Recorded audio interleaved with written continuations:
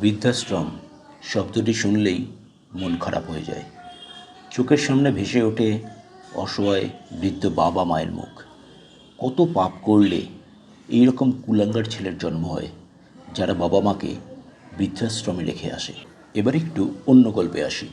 ভারতে একটি বাড়ি দেখাতে পারবেন যেখানে কন্যা সন্তান জন্মালে ঠাকুরমা চিৎকার করে কান্নাকাটি করেননি, ঠাকুরের 14 পুরুষ উদ্ধার করেননি? খুব কম করে 50% মায়ের মুখ ভার হয়ে যায় কন্যা সন্তান জন্মগ্রহণ করলে। দিল্লির নির্ভয়া কাণ্ডে অথবা আরজি করে অসহায় নিরাপরাধ মেয়েটির দোষারোপ করবার জন্য এই সমাজে যখন মানুষ পাওয়া যায়, তখন এই সকল নৃশংস ঠাকুরমা ও মায়ের সপক্ষে যুক্তি দেবার লোকের অভাব হবে? তাই কখনো হয়?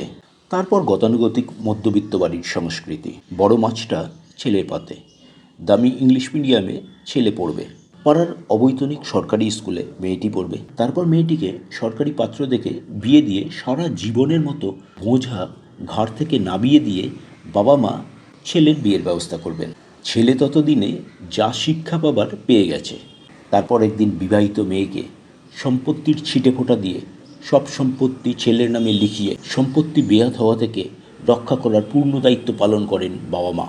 ভগবান বলে একটি বস্তু আজও পৃথিবীতে আছেন, তিনি সব দেখেন। একটি মেয়ের জন্ম থেকে সম্পত্তি ভাগ অবধি যে বঞ্চনা, ঘৃণা, চালাকি বাবা ও মায়েরা করেন, ভগবান তা ওপর থেকে বসে বসে দেখেন। এই পাপের জন্যেই বাবা মায়েরা ছেলের দ্বারা অত্যাচারিত ও বৃদ্ধাশ্রমে যান। আমি বাবা মায়েদের বলবো, ছেলে মেয়েদের সমান চোখে দেখুন, সমান ভালোবাসুন। মেয়েকে ঠকানোর বুদ্ধি ত্যাগ করুন। কারুর ক্ষমতা নেই আপনাদের কেউ বৃদ্ধাশ্রমে রেখে আসে অথবা টর্চার করে। আপনারা ঠিক থাকলে আপনার ছেলেও মানুষের মতো মানুষ হবে, এবং আপনাদের গায়ে কোনো দিন এক ফোঁটা হাত পড়লে আপনাদের মেয়ে আপনাদের পাশে এসে দাঁড়াবে। ধন্যবাদ।